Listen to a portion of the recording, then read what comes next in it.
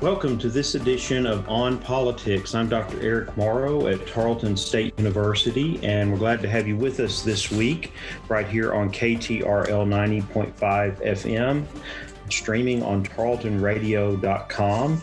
As I mentioned every week, you can also listen to us after the show on SoundCloud, where this episode will be uploaded, but also you can download us where you get your podcasts. So that's On Politics with Eric Morrow. And as we start this show, we can certainly say that the past 2 weeks, especially this past week, have been not short at all on news about politics. And so that always gives us new material and things to address related to this show. But I have to say, as we were approaching the January 5th election and the January 6th certification of the electoral vote, I was thinking, well, maybe we're going to see a cessation here of major news. And of course, said that and thought that many times over the last 4 years. And of course, that's not been the case. There's always been something happening, something going on. The news cycle has just continued to churn throughout that time. And certainly we saw it this last week and going into this next week as well, as President Trump ends his term of office, and whether that will be by time expiring and Joe Biden taking office on January 20th, or as we ended the week, the rumors, or not necessarily rumors, but just all the discussion going on around a second impeachment process. So it'll be interesting to see how all this develops in just a short period of time. But I want to go back today and look at some of the related issues that we saw in the news this past week, and really focus on really three different aspects of it. One is this dispute, or the arguments about the electoral votes and the certification process, and just a little bit of background. I know this has been in the national news. It has been addressed in a variety of ways, but I think now that certification has taken place, that Congress has met, they have confirmed Joe Biden as president with the count of the electoral votes, that we need to look at that, because this all of the commotion that this caused brings certain attention to it, but the possibilities of this happening again in the future, because it brought some new elements into the election process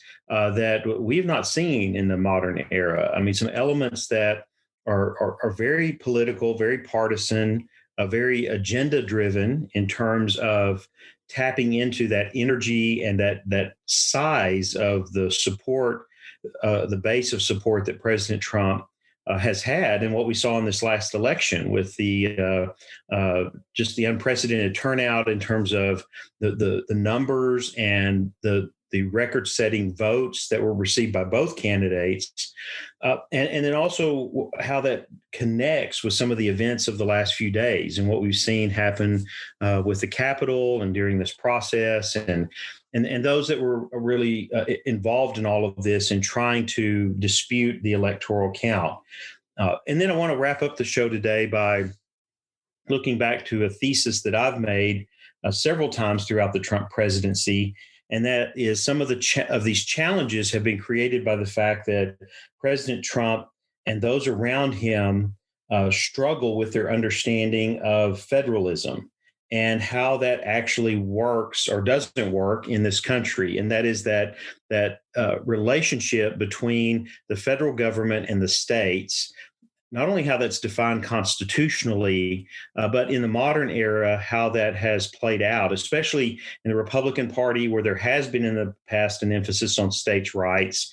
And I think in both on a number of fronts, if we look at the pandemic, if we look at the election, and we look at President Trump's response to the election in trying to dispute it, trying to bring lawsuits that would overturn or change some of the turnout, the numbers, that this all feeds into that thesis in looking at the challenges that have been created for him and by him because of the way we structure government.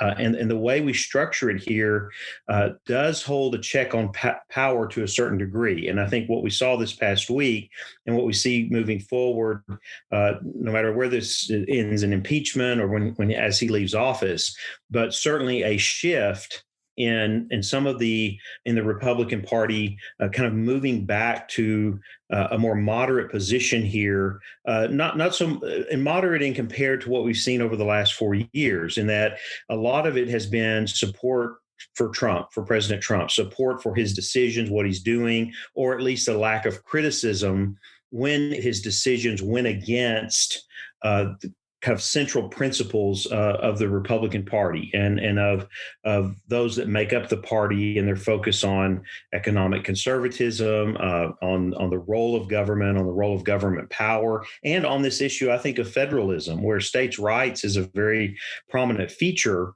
And some of the things that we've seen in all of this, in the response of the Trump administration, and like I said, in the pandemic, in the election and in the post-election challenges, has really lacked an awareness of that, of the strength of that within our system. At least, and what I mean here by strength is not so much the power of one over the other, but just how this has developed over time in our country, where you do have states that have authority in some of these processes that connect with federal government. And here we're talking about elections. We're talking about the conducting of elections, the certification of elections, the choosing of electors for the electoral college. I mean, all of this is in the middle of that. And again, I think that lack of understanding there. And then, as I'll get to, I think in the end of the show, but just something I want to leave you to think about at this point.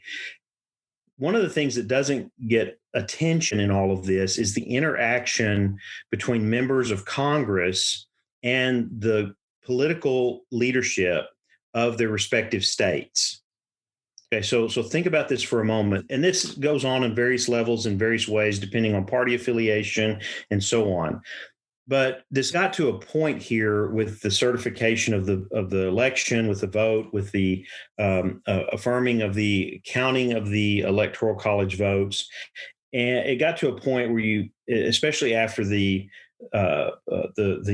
riot and the occupation of the Capitol building, where you had a shift in the rhetoric and in just in the positions of many Republicans in the Senate and in the House, even though the debate went on into the wee hours of the morning and trying to address the disputes that were brought up about the Electoral College vote.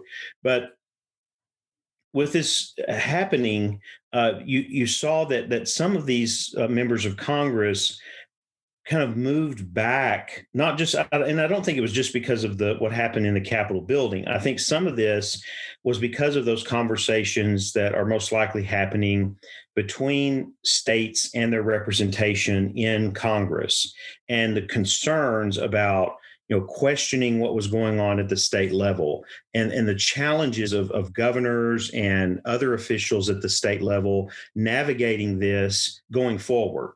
When you had their members of Congress that were front and center and kind of disputing what they had resolved. Okay, the fact that all the states had confirmed the election outcome, all the states had done their processes, all these states had reviewed for fraud, had reviewed for issues and problems, and so we were well beyond what happened back in the 1870s that called for a commission here to look for to try to resolve the election. We were well beyond that already, and even though some were calling for that, because the states had done their part, they had done their constitutional duty to review these elections, to conduct the elections, and then to affirm the outcome, and then to forward that outcome under the Constitution to Congress.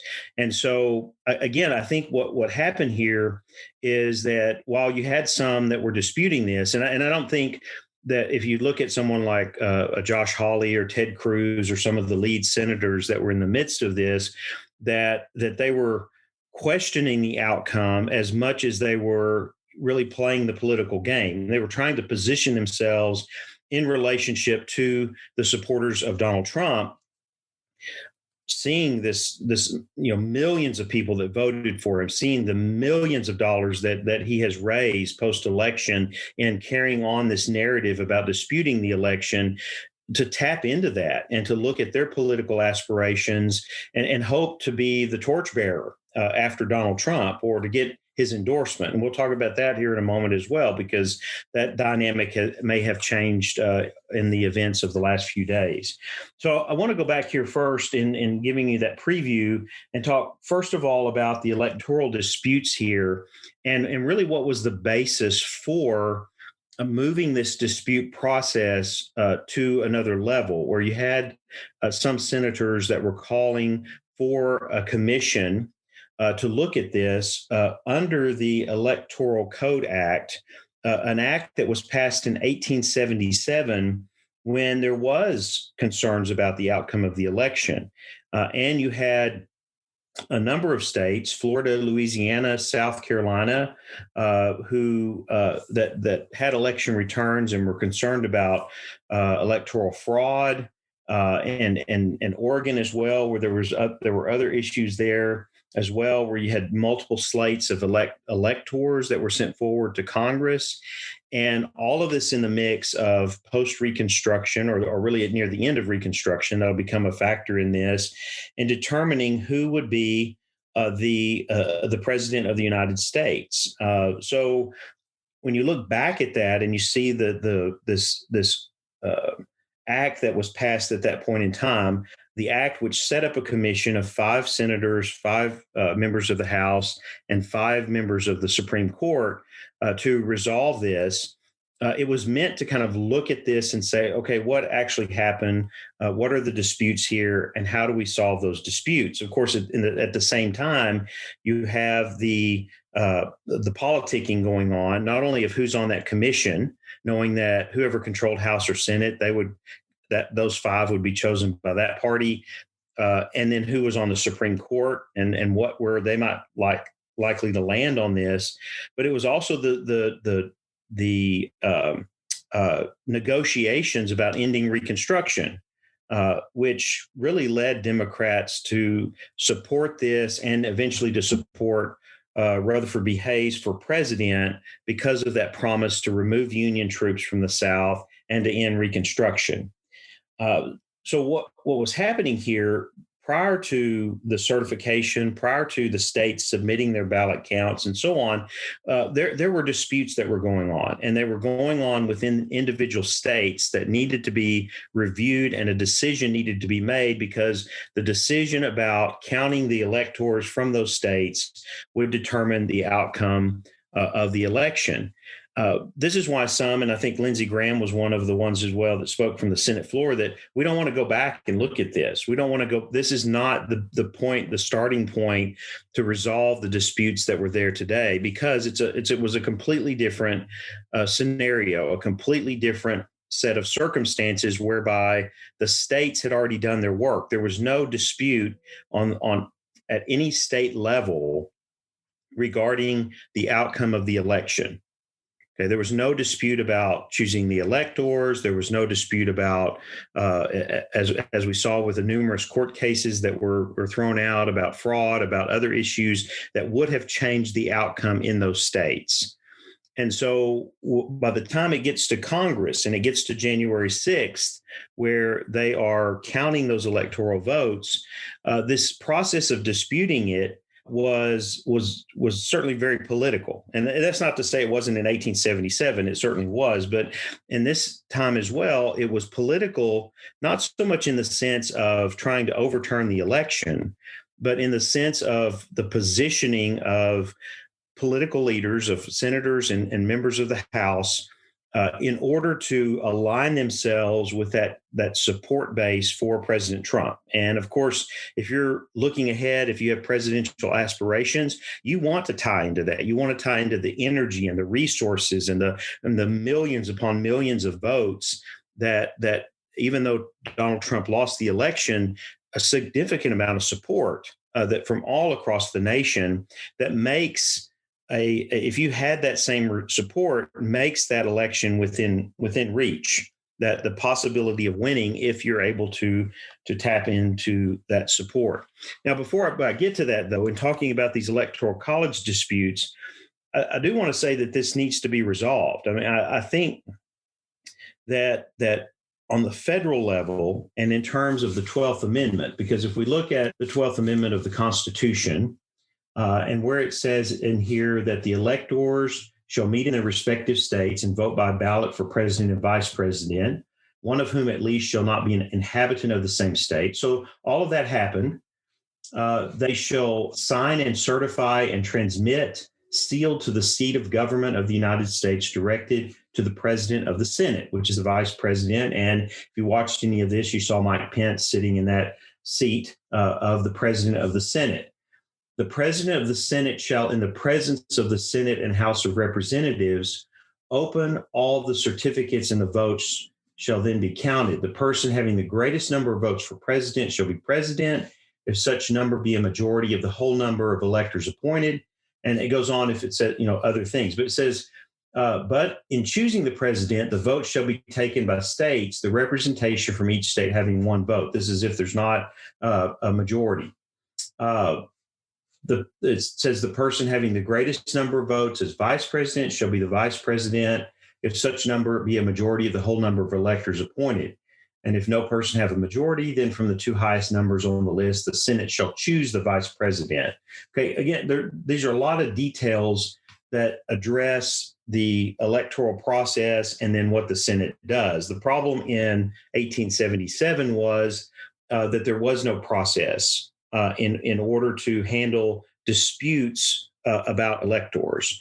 And that is how this process came into place, where the Electoral Count Act explains, and thus this is the rules under which Congress was operating now. Objections to individual state returns must be made in writing by at least one member, each of the Senate and House of Representatives. If an objection meets these requirements, the joint session recesses and the two houses separate and debate the question in their respective chambers for a maximum of 2 hours. So there was a time limit. Now, if you tuned in on January 6th and you saw all of this happening, they had adjourned. So they had started counting the electoral votes. When they came to Arizona, there was a dispute. With that dispute, they then adjourned because they had that support from both senators and members of the House of Representatives who had raised objections about the vote from Arizona, and they set a 2-hour time limit. It was during that first debate that the Capitol was occupied by these rioters, and thus that was suspended. And once all that was under control later in the day, they came back together, finished the debate on Arizona, and then moved forward with the other states. What it says here is that after they finish that debate on a particular state, they reassemble in joint session, which they did a number of times, and announce the results of their respective votes. An objection to a state's electoral vote must be approved by both houses. So we didn't see that. We could have seen where a chamber approved where another one did not approve, and thus it would not have held. But we didn't see it go this far. And so this process is what we saw play out, and we have not seen that play out. It happened back in 2005 with President Bush's election, but of course, when they adjourned, there was very limited debate. They come back, and there was not support to reject the votes at that time of a particular state. The question here is this really a viable long-term solution to resolve this kind of conflict? Because if we think about where we are politically in the country now, the polarization we have, of course, we always know this changes, and where we are today, we could not have predicted in looking back 4 or 5 years ago. But there are concerns that this may come into play again, and there are concerns that this really needs to be addressed, and it needs to be fixed in some way. So the concern, there are a number of suggestions about this, where some say that no, it does offer a way forward. It does offer a way to resolve this, but Others say that it's flawed. I mean, that the fact that its ability to bind a future Congress to procedural rules. I mean that's in question, and so that could be a concern as well, since it was focused on resolving that one issue in 1877. Um, there's also other parts of this that are unknown. That could be where is the burden of proof? I mean, which in this case, you don't really have anything that was presented substantially to question the electoral outcomes of these states. And it also kind of questions the role that the states have in ensuring the integrity of their elections. So I wanted to bring that back to our attention because it was an interesting process that we've not seen and the country has not experienced and seen since the late 1800s. But it's something that could come into play even more so in the future if we have this kind of partisanship and political gaming, I would say, that attempts to take a situation like this and to maximize the political outcomes out of it, even knowing that you might not be successful in terms of the process, but either in relation to constituents or, as I've said in this case, and this is kind of what I turn to now, is that I think that the actions of Senator Hawley from Missouri, Senator Cruz from Texas, and others was about their political positioning related to presidential aspirations or whatever other outcomes could happen with aligning themselves with that base of President Trump. And so we want to pause there for just a minute and kind of look at this, because I think there's some concerns here that I want to raise about this, especially after the events of January 6th and what happened with the occupation of the Capitol, and the reasons why I think this is very, very politically motivated. One point on that is that even after the occupation of the Capitol building and the attention that now is receiving, resignations of law enforcement officials or security officials related to the Capitol, now 5 deaths related to the rioting and the occupation of the Capitol, and just the attention it's getting around the world. Even after that, these senators and some members in the House came back and still held their ground on disputing the election. And thus it taking until I think it was almost 4 a.m. Eastern time before all of this was finalized and all of the electoral votes were opened and counted. I think that still is that political maneuvering with this, which again, it's a game. They're taking risks in doing this in order to achieve the outcome that they want. But again, as I've said already on this show today, that they see that tremendous support of President Trump, or at least the support that was there. I mean, I think some of it is still there. A lot of it's still there. But now it's kind of tarnished or tainted in some way. But their focus in going into all of this was very much focused on that base, on as I said, the energy, the resources, leading up to a possible 2024 strategy. But I think that began to unravel this week. Now, I don't like to make predictions or anything. That's part of it for political scientists and looking at some of these things is that you make you develop theories and you test those theories using empirical data. And so we really don't have the kind of empirical data to kind of go back and look at this and go in that way. And we will with hindsight. But I think some of this is starting to unravel. And I do, for a number of reasons, think that this is very challenging for those that have aligned themselves with President Trump going forward. First and foremost, Josh Hawley, Ted Cruz, the senators and others, those that are kind of in the front of this, are not Donald Trump. And the way that they can connect with that base in the way that Donald Trump has, to me, appears very superficial. It just does not have the depth and substance of not just personality and rhetoric and demeanor and all of those other things that Donald Trump has brought into the presidency and has made him very successful among such a large group of people. Uh, I don't see that in these two senators at this point. And I think that while they may be trying to be the heir apparent, maybe trying to plan for their political fortunes and take these risks, that's one factor that is just very challenging because in order to have that kind of status that Trump didn't have before, is you have to be elected president.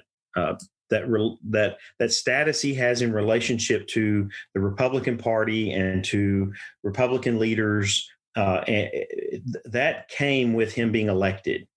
It was not there before. And so I think that's one of the challenges that we see with them. The second part of this that I see is that what's happening with Trump's legacy now, with the calls for impeachment. Of course, you had the 25th Amendment that was being tossed about to see if the vice president and others would engage with that discussion and possibly debate that and then decide to remove Trump from office. That doesn't look like it's going to happen. I mean, Vice President Mike Pence has come out, it seems, in opposition to that. You've had several cabinet members resign. My question now is, what's that legacy and what it will be its impact on 2024? I mean, we've got 2 years to a midterm. We've got 4 years to the next election. We've got a lot of things that are going to happen, but you also right now have this kind of searing memory and experience of what happened on January 6th in the Capitol building and the role that the president had in terms of that rally that was happening and the things that he said and the ongoing connections that are being made that link him and not just by Democrats. You see Republicans doing this. You see administrative officials doing this who've come out and made statements. I'm not sure that this legacy is one that appears to going to end well, that a presidential hopeful for 2024 would want to tie themselves to. The last point I see here before we take a break is the Republican Party and their reaction to the president. The Republican Party as a whole, in which those presidential hopefuls for 2024 have to really tie themselves to. And what is going to happen in that party? Are they going to move away from this kind of this group that's on the edges there that have aligned themselves quite significantly with President Trump, even in the midst of all of this end game, as we would say it, when we've had election losses and seeing what happened on January 5th, when the party has had those losses, and that Georgia was lost with the two senators being elected, and now Congress is in the hands of Democrats for the next 2 years. Where do they reflect and retool and I think there will be a call in the Republican Party to shift back to some of those areas in terms of economic conservatism and states' rights is in the mix here as well, in order to realign for the next election. I mean, I look back at the Tea Party impact in the 90s. It did have an impact. It did change Congress. It changed politics. It changed governance. But after that, there was then a reaction really a shift in the Republican Party that moved things back more toward the center, more moderated. That was especially after 9/11. I mean, we saw something significant happen there that required government, in which government was then used and expanded in order to focus on national and homeland security. But I think that we may be in a similar time here, that there's going to be a retooling and an attempt to move back into the mainstream and get away from some of this, any kind of association. And this is not to say that the majority of members in the Republican Party in Congress are aligned with these groups at all, but the association with these kind of extremist groups and their various views to really distance themselves from that because of what happened not just in these last since the election, but what happened on January 6th, where you saw a lot more unity among Congress and members of Congress, and I would say hope across the nation, in that this was going too far.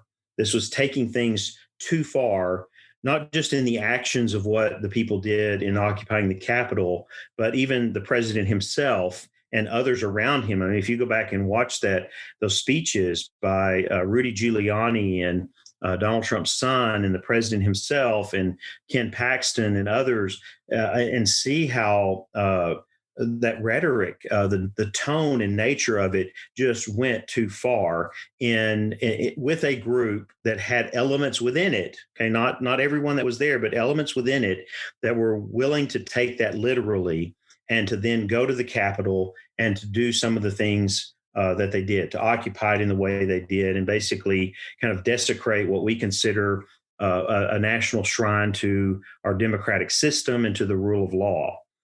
So I think these are some things that are going to be in the mix as we move forward. A lot of it will just see where these senators land in the Republican Party and in their status in the party as we move forward into the new administration, and to see whether this is their time has passed, or if they're able to pull out of this, or if we see other people that come to the forefront that really start taking the lead in the party itself. All of this, coming here in this last week, and really, what I've tried to do here is emphasize the significance of these events and what has happened going forward. We're going to take a short break, and when we come back, we'll go back to my thesis on President Trump being, and I put this in quotes, the victim of federalism. We'll be right back. Politics can be confusing, but On Politics with Eric Morrow has your back. Follow the show on Facebook. Search On Politics with Eric Morrow to stay up to date with the show and all the sources to follow right along.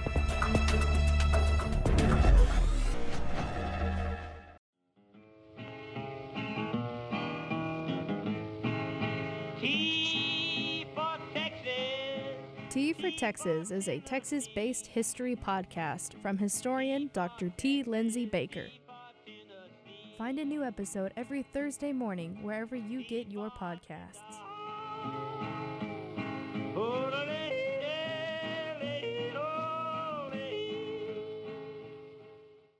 Welcome back to On Politics. I'm Dr. Eric Morrow at Tarleton State, and we're glad you're joining with us today. I want to go back and just, if you missed the first part of the show today, to encourage you to go back and listen to that on SoundCloud after the show, or download as a podcast, where we address these challenges with the Electoral College disputes and how that fed into some of the different things this past week, and especially those that were kind of in the middle of it, and what their political fortunes may be in the future.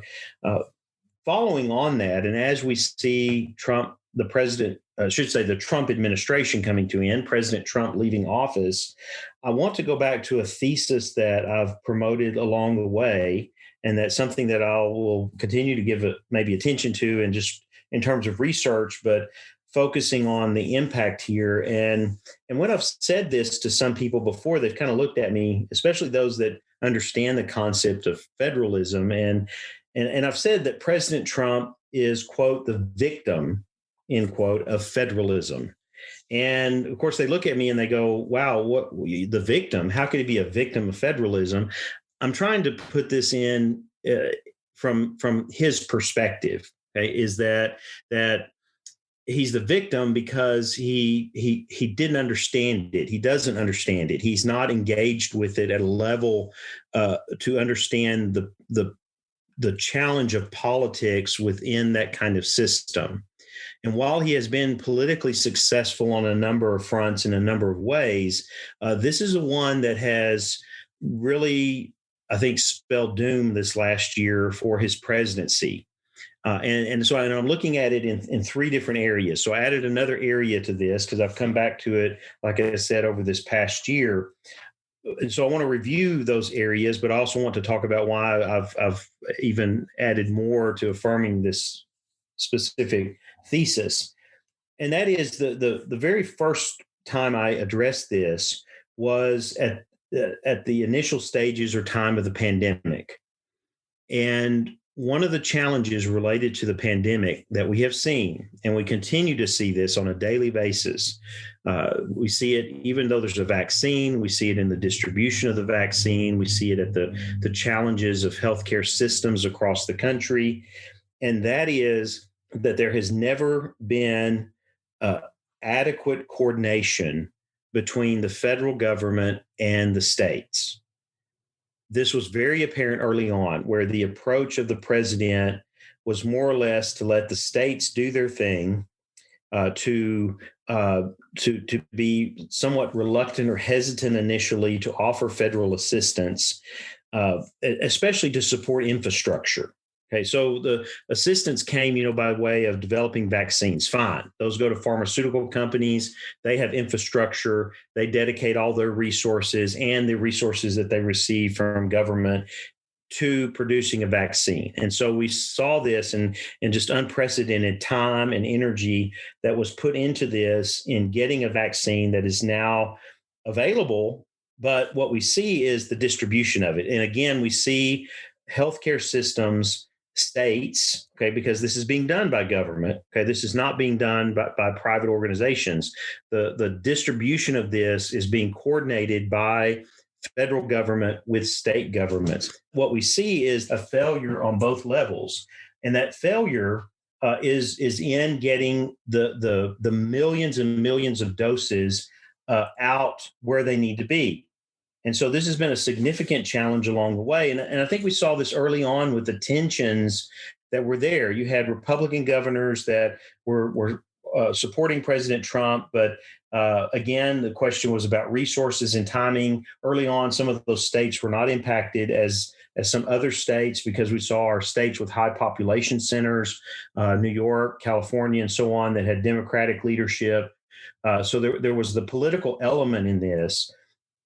But we also saw that the focus was on kind of a free-for-all of states in getting supplies, medical equipment, masks. I mean, it was not an environment, and a plan was not created where the federal government comes together with the states and says, how do we do this? How do we do it effectively? How do we meet the needs where they are? And how do we sustain this over time? Okay, so that was very much a challenge early on, and it seemed like the federal government, at least as in its totality, not, there were certain departments and areas that were engaged with this, but it just really seemed like that the effort and the resources were not being put behind this, led primarily by President Trump, who really could have, I think, and this would have made a difference, and it may have made a difference in the election, is if he could have coordinated this and had a successful coordination of both the response, where everyone's on the same page and we're trying to get through this national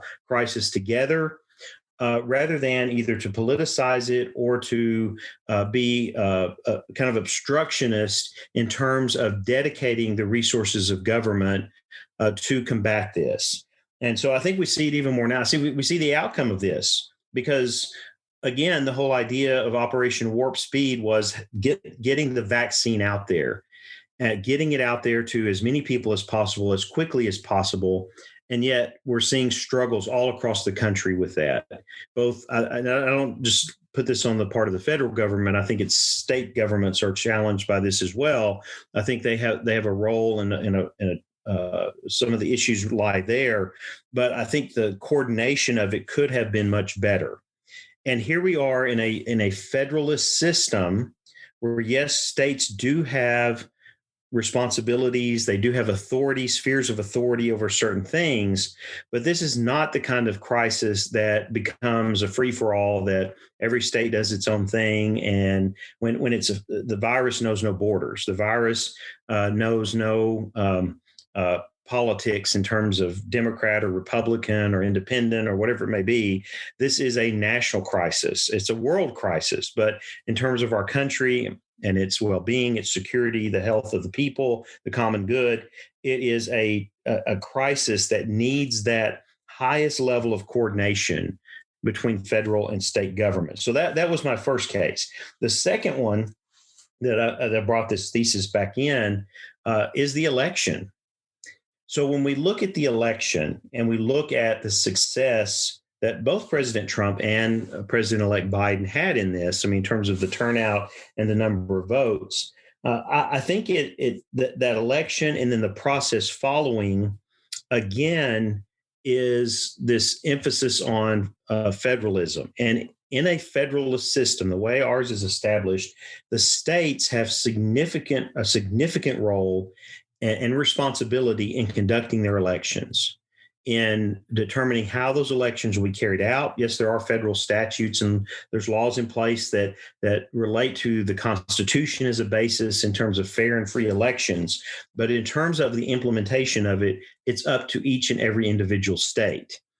And so the states, and I think this election was interesting in this regard, in that we'll see how this impacts, just like 2000 did on elections that followed. But 2016, there were issues. There were issues or concerns, at least, about election interference, a shift back to having paper records, even though you had electronic voting, having paper records, having a backup system, separating systems. I've talked about this on the show before, where you have one system where you cast your ballot, another system that counts it. They're not tied into the internet. They're not.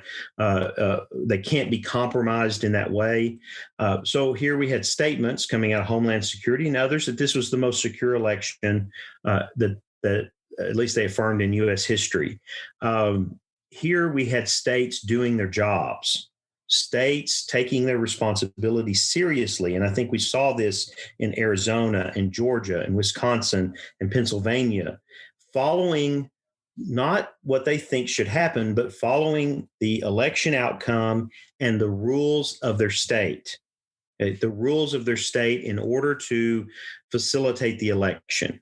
And so if those rules, as set by their legislature, said, this is how you handle mail-in balloting, this is how you do this is how you recount this is how you do that, they were following the rules of their states that were in place at the time of that election. Okay, and this is the system by which we've been doing this for several centuries. It's not just the fact that you change the rules as you go along. You conduct the election, and if there are concerns, then that can be addressed by the powers that be in a state legislature post-election in preparation for the next. And really the issues that came to the forefront, a lot of it, especially in Pennsylvania, because we talked about this again on an earlier show, and looking at how the state legislature had addressed mail-in balloting in relationship to a straight ticket voting, and had agreement between Democrats and Republicans to do mail voting a particular way. And so that was in force in this election. But it was something that was decided well before the pandemic, well before that impact of mail voting being much more prominent and available to people to vote in this election because of the pandemic. So we could see adjustments to that. And I think we will. I think we'll see a number of states that will revisit voting by mail, and they will try to determine a way forward that addresses a number of concerns that have been raised about that and about access to it.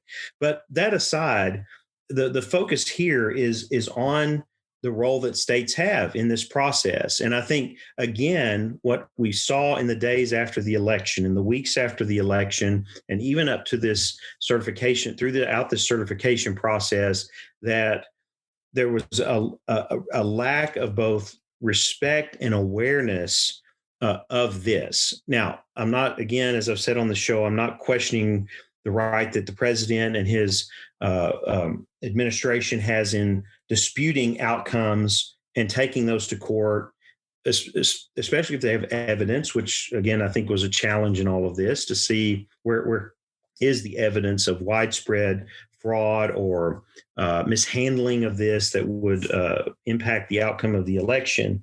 But I think what happened here is that again, it was being a victim of federalism. It's a victim of this system, again, victim as he would see it, that leaves this in the hands of the states. And when we come down to the end of this process, and this is why I want to focus then on this week, what we see is the affirmation under the Constitution by Congress of a process that has been handled by the states under the power that they have under the Constitution and under the laws of their state. And so having all of the states certify their electors and to send them to Congress, this is right in the middle of that relationship of federalism, where you have powers that are delegated to the states, and they have fulfilled those powers. They have carried that out. They have fulfilled those responsibilities under the Constitution. They have done their part. And thus you have governors and secretary of states and so forth who in all confidence in the outcome of what has happened and in respect of a democratic system by which the election and its outcome determines who is in power. They sent these forward to say, we have done our jobs. We have done what we are supposed to do. This is the outcome of the election. And so what we saw, I think, in this past week with the ongoing attempts, even this last attempts of, well, the vice president can refuse not to do this and so on, was just a neglect of understanding this and understanding that absolute power does not reside in the federal government. Absolute power does not reside in the president, who can then say, oh, do this and do that. And even in the midst of a political game, which there's so many elements of of politics that played into this, there are still rules, and there's a process to follow. And again, what was shown and on display here was a lack of understanding that. And on my part, I mean, I see that with those who sided with the president here at the last minute to try to raise disputes about all of this and everything. I'm very much concerned about their understanding of this. I think it moves us in a direction that would not be unheard of in human history, where you have a few that, in order to maintain or to achieve power, are doing whatever means is necessary, regardless of the Constitution, regardless of what's happening and what our system is and what it has affirmed. And I think this is what was held in check here at the last minute. I think that was held in check. I don't know that it would have been successful, but it was held in check because you had the majority of the members of Congress, Senate, House of Representatives, Republicans and Democrats, that said, this is done. It's done. It's finished. This is the outcome. The states have done their part. The governors, the lieutenant governors, the secretary of states, those that conducted the elections have done their part and have followed the process and the order of the Constitution. Now we do our part to complete this process. And so I think we saw that on display this week. I think we saw, on the other hand, the ugliness of what happens when people just neglect that altogether. And instead of coming together in civility and coming together and knowing that, okay, we fight another day in terms of elections. We don't like the outcome of this election, then we've got to work even harder to change that outcome in the next election. I think we saw the ugliness of when you let the rule of law, put it to the side and say, okay, anything goes here. And we're going to do, as they were incited to do, use force. We're going to fight. We're going to literally fight in order to try to get the outcome that we want. So I want to wrap this up with one other aspect of this as well. And I mentioned this early in the show. And that was the fact that I think, and I don't know this for sure, and I may have some that have a lot more experience in this realm than I do, who may come back and say, well, maybe not. But I think here, as this is all winding down to the end of the Trump term, I think the level of communication between state officials and the representatives in the Senate and the House from those states has to have been quite significant, especially post-election, but now getting into this process, into this transition, and with the challenges that are going on with the pandemic. Now the jobs report was not good this last week, so the economy may be faltering a little bit with all of this happening. And then with what we saw in the Capitol building on January 6th and all the aftermath of that, I have to think that there's been a high level of communication where governors and legislators at the state level are concerned about the long-term impact of all of this on what they do. and some of them going into election cycles this next year. Some of them are going to have to deal with some of this. And the concern about upholding the integrity of the role that the states each individually have in all of this process and in conducting their elections, and not wanting to see that power erode, which we could go back to the 1870s, where we started with the Electoral Code, and talk about Reconstruction and talk about the challenges that states had coming out of Reconstruction or during that period and following, and what that led to in the South and in other places, and of course eventually addressed with Civil Rights, Voting Rights Act, which again was having to use federal authority to put some limits on what states could do or not do. I don't think we want to go back in that direction, and I don't think states want to do that as well. And I think we came to a point here where the members of Congress said, okay, enough's enough. This is done. This is over. Let's move forward. And let's kind of get back to understanding what this balance of power is, not just in Congress, not just between Congress and the executive, but also between the federal government and state governments. So I leave you with that today. We will have more to come in the weeks ahead as we now look to an inauguration and we start to transition into the Biden administration. So I encourage you to join me each week here. That's On Politics with Eric Morrow here at 12 noon on Sundays on KTRL 90.5 FM, streaming on tarletonradio.com. We have a Facebook page as well where I post related articles and links to the show. So please plan to be back and join us as we go into a new year, a new administration, and possibly new dynamics in politics.